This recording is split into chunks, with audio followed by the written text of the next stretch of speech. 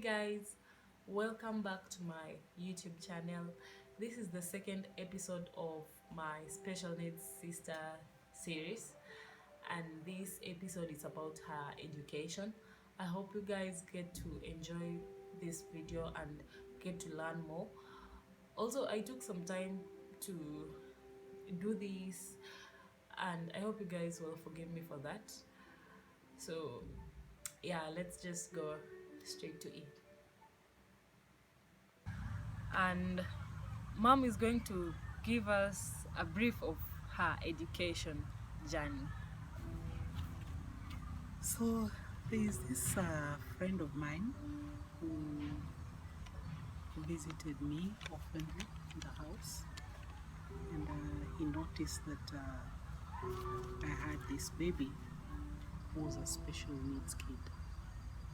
And after several visits, I remember him telling me one day that there was a school that could take in Abigail. And I brushed it off because in me, I imagined he doesn't really know what Abigail's condition is like, because I had heard of schools for the deaf, schools for the blind, schools for the physically challenged, but I had not heard of a school that would take in Abigail, who by that time she was 9 years. She didn't know anything about toileting. She couldn't walk, she couldn't communicate, she was feeding on fluids, and so to me I just brushed it off. Well, I remember him visiting again another time excuse me, and yeah, he told me the same, that there was a school, there are schools that could take in Abigail. He advised me that I needed to take her to an assessment center, and he told me the assessment center was somewhere in Webuye. Webuye is about 30 minutes drive from Bugoma. And well, I listened to him, but I wasn't quick to act, because deep within me I knew there was no way Abigail could fit into any school. So after several months, one day I decided, why not, go there and see what is happening. So I went to St. Anthony's School, Webuye, which is an education assessment center. I didn't go with Abigail. I wanted to know what exactly goes on there. And so, yeah, I got there and I tried to ask what happens, and I was advised that I need to take Abigail so that they would have a look at her, assess her, and recommend a school for her. I went back home. I was very slow, because in me I just knew these people don't fully understand Abigail's condition. Yeah, so eventually, after again several months, I had to borrow a car and drive all the way to Webuye. When we got there, Abigail was assessed. They were able to see what she could do and what she could not do. And the recommendation from the assessment officer was that I take her to Maseno School for the Deaf, which has a deaf-blind unit, because at that time it was actually it was assessed that she fitted in the deaf-blind category of disabilities. And so, yeah, went back home with Abigail again, and in me I was like, still not convinced. I wasn't convinced that that was really the school for her, because I was imagining, how can I even imagine taking my kid to a school, and moreover, Maseno, which is almost 2 hours, 2 hours drive. Now, I didn't really understand, or rather I didn't comprehend how that was, was possible. Well, after several months, again, I went to Maseno, not with Abigail. I wanted to go there and see what is happening, what actually goes on at that unit. And so I went all the way to Maseno, and I got there, and what I saw there, well, looking around, I was brave. I kept strong, but after I left that place, because I realized there were kids that were worse off than Abigail. And on my way back home, I remember crying most of the way. I was shedding tears and wondering, God, how can I allow my baby to come and live under such like conditions? Because that unit is a government sponsored unit, and we all know how government institutions are. They're not really the best. But in me again, there was this statement from my friend that kept on ringing. If you really love your daughter and if you want to see her develop, it's important that you let her go to school so that she can be assisted. Well, I came back home, and again I thought about it, and after again a long period of time, I finally said, I think it's time for me to take Abigail to school.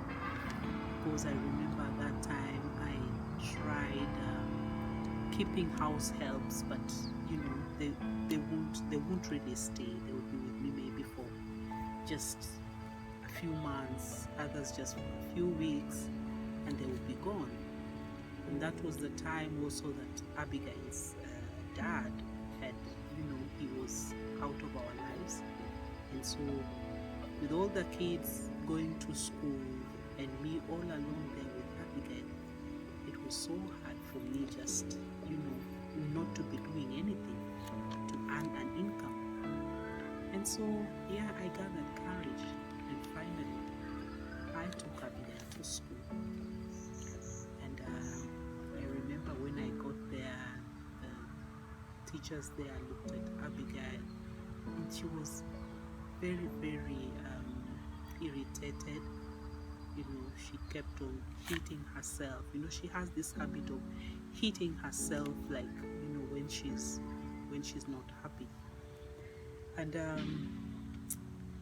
I left her in that state, and I'm telling you, it was one of the hardest moments of my life in taking care of Abigail. Because in me, I kept on asking myself, what is this I've done?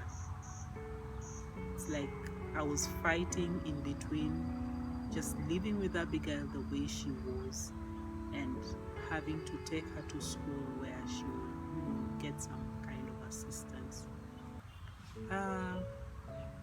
So I came back home, and I would have gone even the next day. I would have gone back the next day, but because of financial challenges, it was a real tough time for me even to be able to get her to school, because when you talk of fee payment and what have you, considering that I had other kids who are also in school. After about, it should have been about. Mom, which year was this? This was when was this? When she was 10 years old, just towards 10 years old, yeah. That was 2006, yes. So after about 2 or 3 weeks, I went back to school. And the first thing I was told is that, do you know that your Abigail is walking? I was in shock. I asked them, what are you talking about? Abigail is walking? Remember, before that, at 10 years, Abigail wasn't able to walk. She could, move around by just like, not really crawling, But she would push herself on her behind, you know, like, she'd just sit down, and then put her hands on the floor, and then move forward. That's it. That was her movement.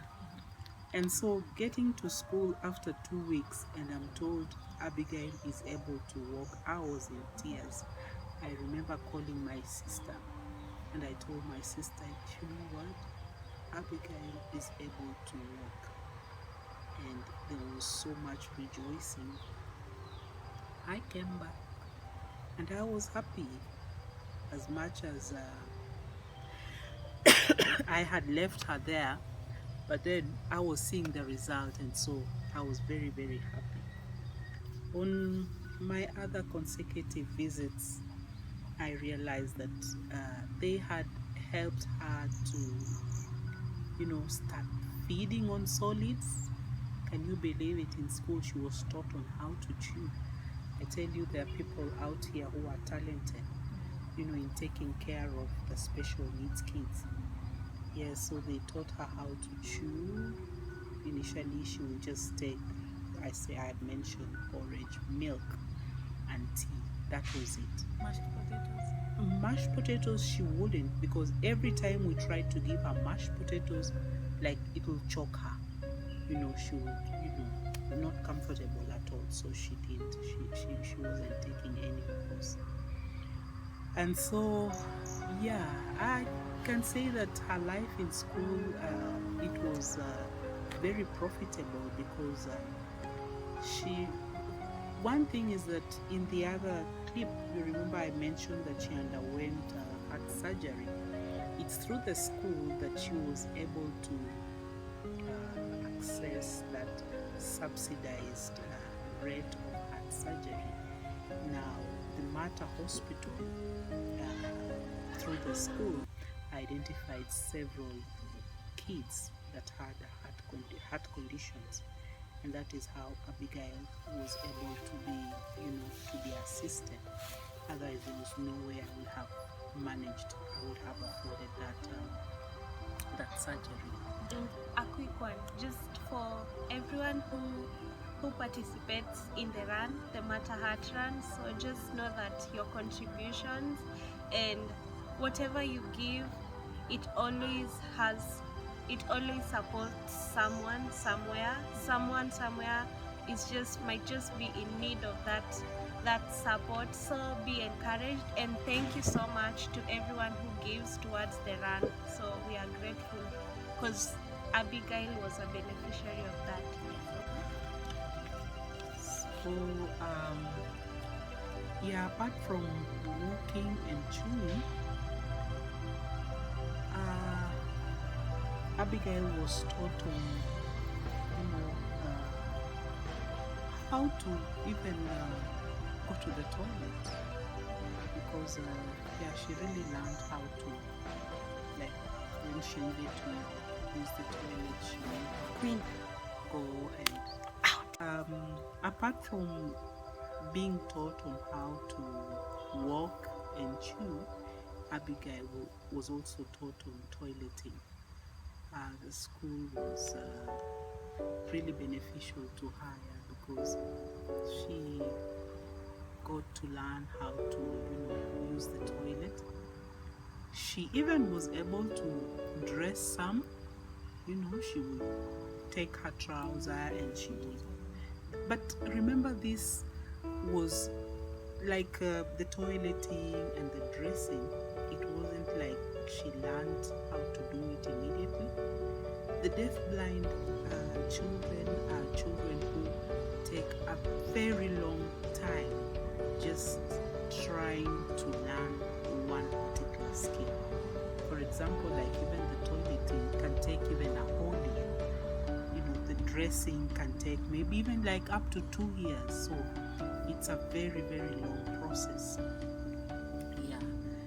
And I remember, you know, whenever I would go to maybe visit her or maybe to pick her during the holidays, remember the kids, because now she was learning in a deaf environment, you know, they would, you know, keep on Now, that's her sign name. That was her sign name when in school. And that's, whenever we have the deaf around, that's how we refer to Abigail, because she really liked hitting her head. Yeah. So, yeah, generally I would say the school was a very good place. She also learned how to feed herself. Yes, exactly. Thank you, Anita. Because before Abigail went to school, she wasn't even able to hold a cup well. But in school, she was taught on how to hold her cup and also how to feed herself. So, yeah, in the long run, I said, I'm so glad I did take her to school. And also to my friend who kept on insisting that Abigail needs to go to school. I would never have known that, Abigail would have been helped, out there. So I'm still very, very grateful up to this time.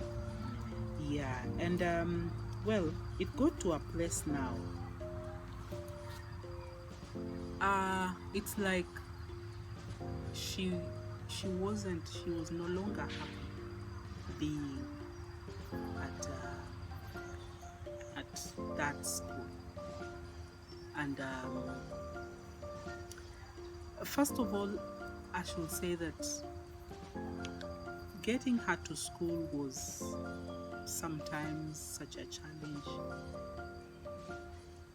like raising all the money required, considering that Maseno is, a long distance from Bungoma.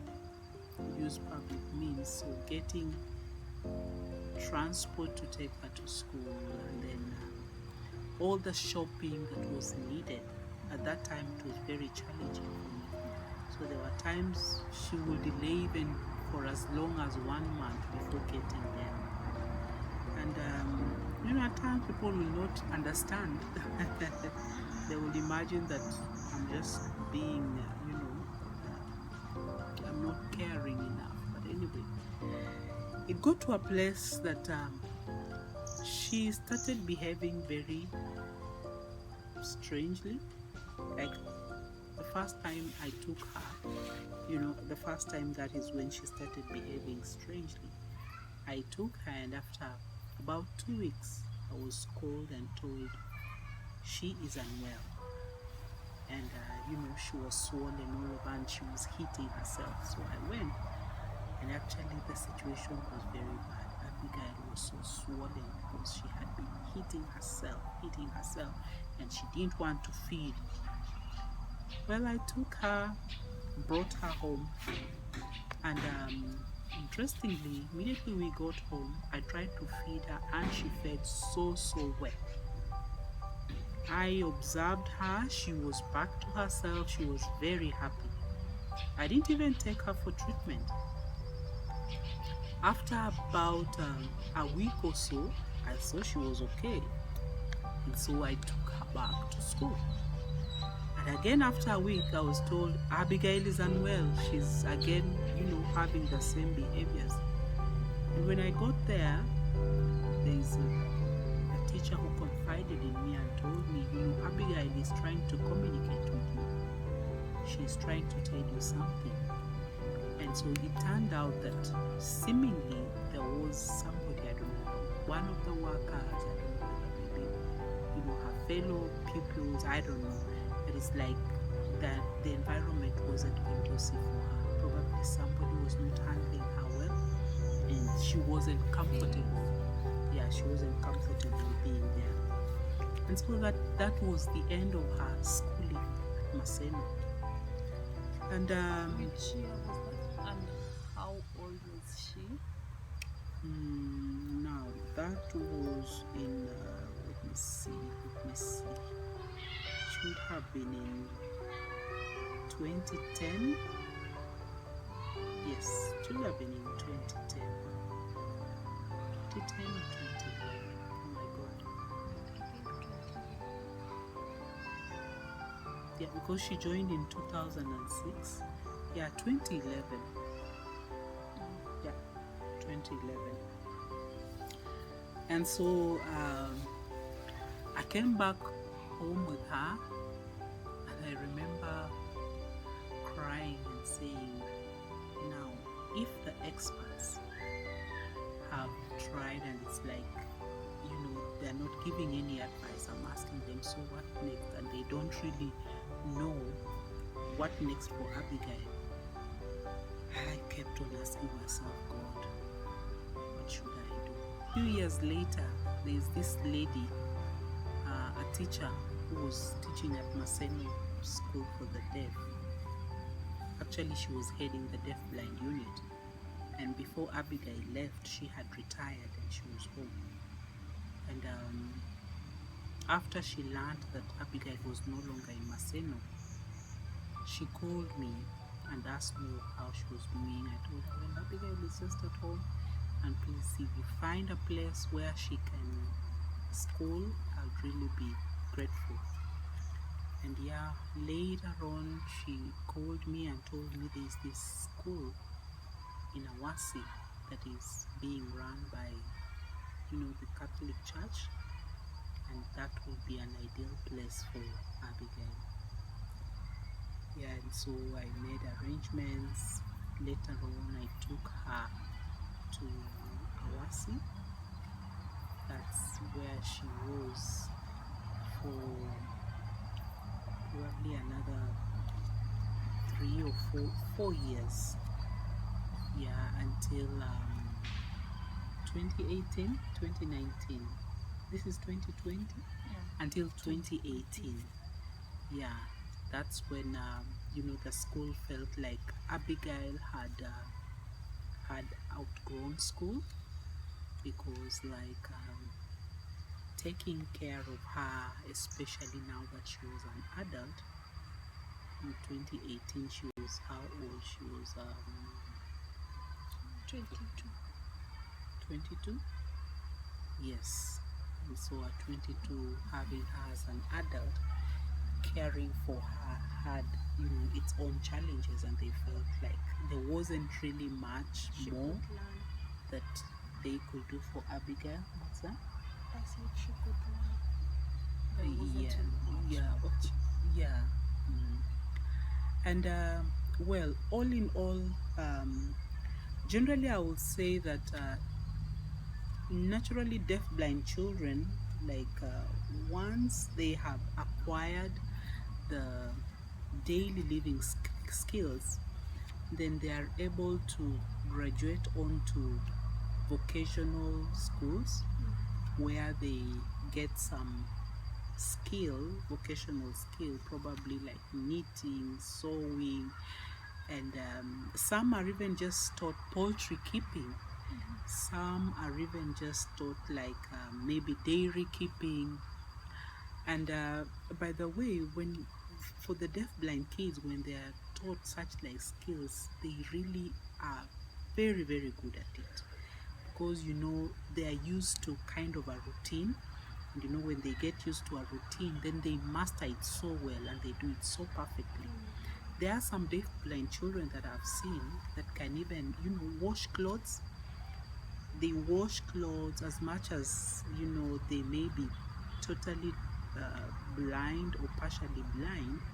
Their sense of smell is so strong, so that even after washing clothes, they'll be able to know these are mommy's clothes, these are my sister Ruth's clothes, or Anita, or they are able to know. But for Abigail, we'll say that she was in the low functioning class, and one is because she had a late intervention. Remember, at 10 years going to school, it was quite late for her, and ideally she should have gone to school maybe at 4 years, 5 years. Yeah, and that's why when I meet parents who have children with severe disabilities, I keep on insisting to them, take these kids to school. Make sure they are assessed so that, recommendation is given. But one of the challenges they face out there is that when they take their kids to schools, some of them are told, your kid has to walk fast. To learn how to walk fast before they come to school. Others are told, your child has to know toileting fast before they come to school. I keep on asking myself, those are some of the things that teachers are supposed to be teaching. Now, what use what would they, it won't be necessary for me to take my kid to school if she has already known all those daily living skills. So, but I just keep on encouraging the parents that, come on, insist, especially if a child has been assessed, given a recommendation letter, follow it up and tell them here is the letter. So,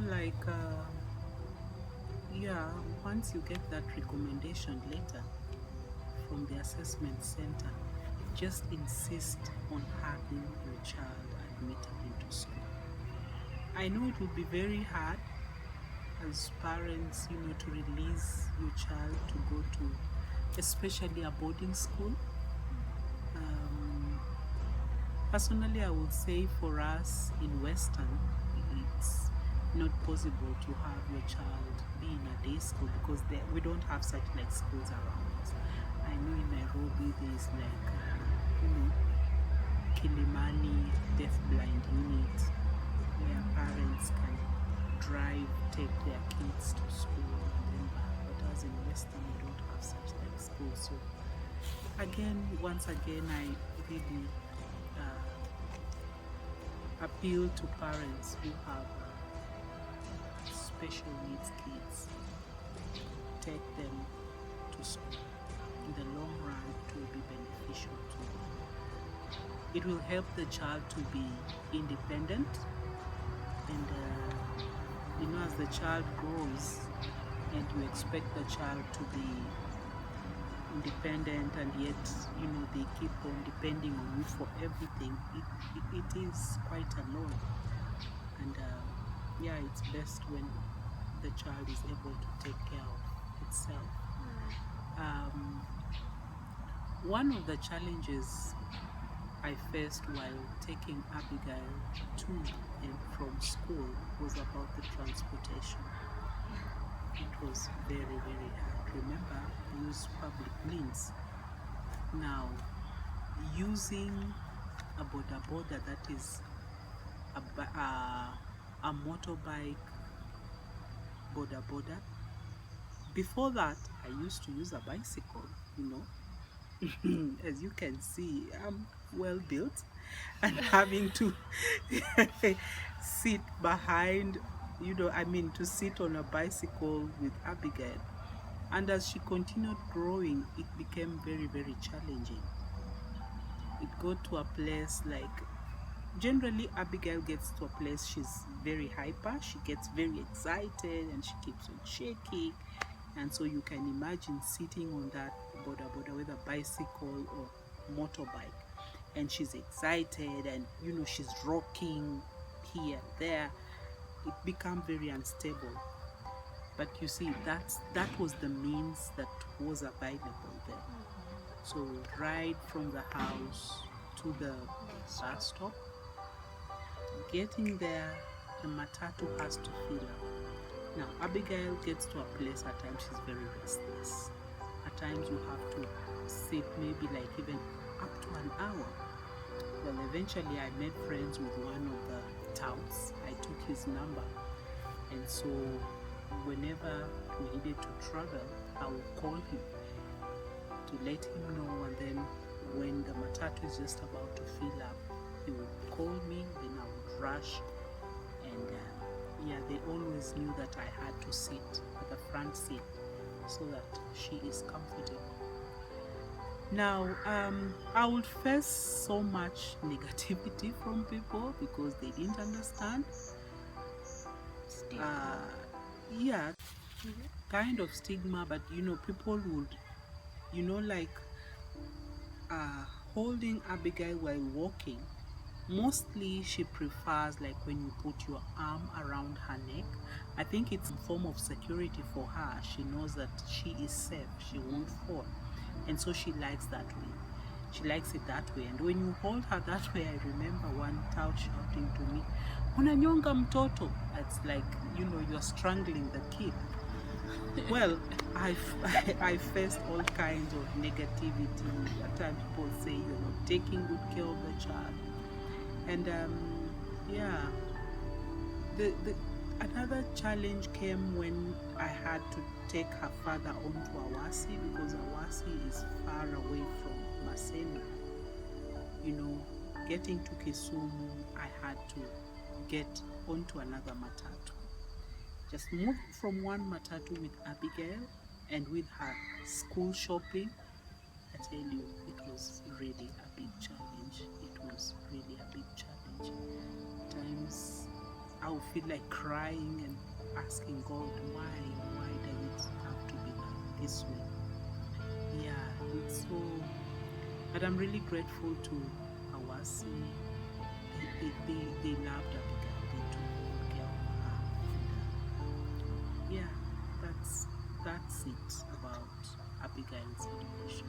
I remember some time back you told us you were seated, Abigail was seated next to the driver and you were seated next to Abigail, and then someone just came there and asked, as if he had not seen Abigail there, kuna mtu hapo, like, is there someone? And mom was like, isn't this a person? Yeah, first, like, I was looking at him to kind of asking with my Understand. eyes, are you really asking that? Eventually I told him, you don't see anybody there. That's, the kind of stigma we are talking about. Yeah. People almost sometimes imagine that Abigail is invisible. Yeah, and one thing is like, I had always to sacrifice to pay for her, and as much as she was so petite at that time, I could actually carry her on my laps, but I sacrificed and paid for an extra seat so that she will be comfortable, because she likes lying on the bed and just stretching, so that way at least she'll be a little bit more comfortable. How can you say Abigail related to her teachers and her schoolmates? Oh, by the way, it's interesting. Um, I remember there was a term that actually Abigail was given a present because of the way she was developing very fast in school. Wow. She was acquiring those skills, and yeah, so she was given a present, I remember. And the teachers liked her because generally, when Abigail is not sick and when she's satisfied, when she's not hungry, Abigail is a very jovial person. She'll be playing, she'll be minding her own business. Yeah. So she related actually very, very well. And I remember the kids, that's the deaf kids, not the deaf blind, but the deaf kids in Maseno.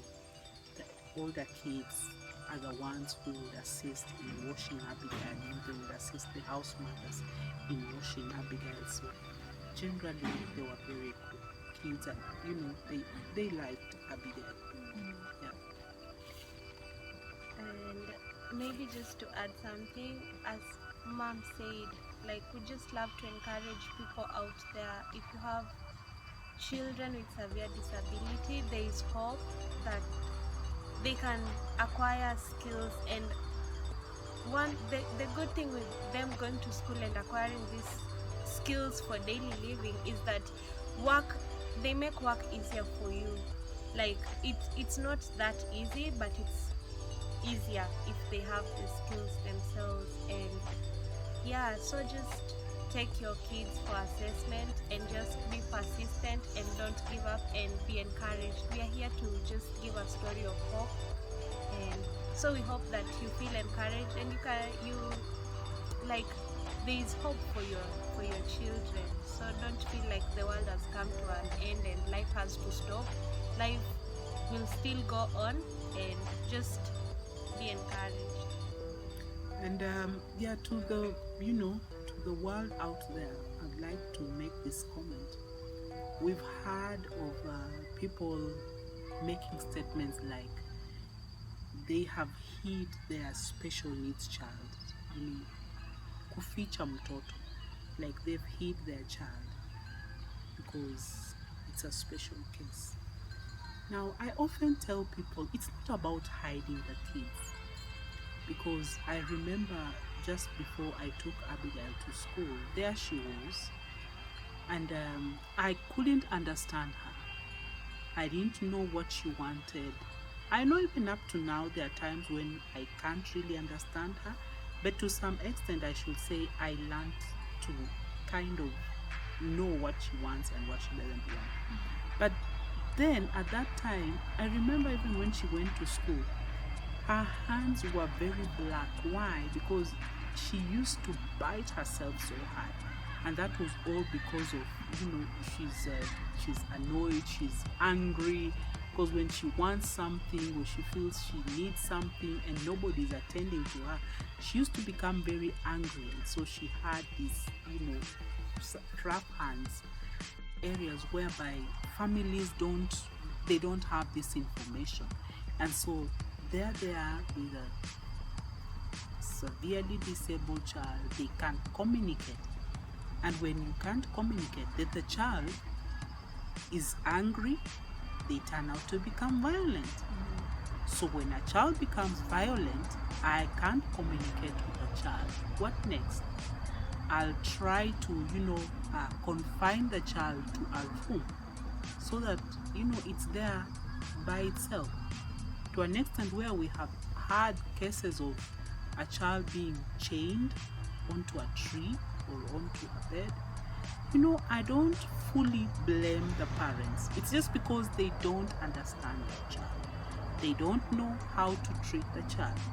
So generally I would say that we need to rephrase that statement of saying that they are hiding their child, but rather we need to understand what are the circumstances that have led to them keeping the child aloof. So again, let us not be judgmental to families that have these special needs children. Let us learn to be more accommodating. And the stigma part of it, heard of cases where you're traveling with your child, probably even in a public vehicle, and you sit with your child, and the person next to you, they move and go on to another seat because they feel maybe the child will disturb them. Others imagine that the child has an infectious disease. So yeah, there are all sorts of things, and some have judged me, and they have kind of said nasty words. I won't go into that, but I remember one who said that my baby was a gene a genie, whatever that is. And so there are all those things, but gratefully I have not kept Abigail away from the world. Whenever I have the opportunity, I've moved around with Abigail, and thank God now I have a vehicle that can serve me well in taking care of Abigail. So when she's well, when she's happy, I move around with her. And it's like she knows mommy bought a vehicle, so sometimes she'll come outside the house and go towards the vehicle. She wants to get inside the vehicle and play inside. We have come to the end of the video, guys, and I hope you enjoyed it and you got to learn something. Don't forget to like, share, subscribe to my channel to get to watch more and more of my videos. Thank you.